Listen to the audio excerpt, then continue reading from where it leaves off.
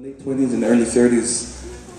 And these two ladies are still alive and still kicking and still dancing hula. So I wrote this song for both of them in their honor, and I hope you like it. And it's also a song I like to dedicate to the ladies of Napua Ihi Lau Ma'ewa. This beautiful number, along with Mahealani from Miss Aloha Hula 2010, we do for you a song entitled Napua Lau Ma'ewa.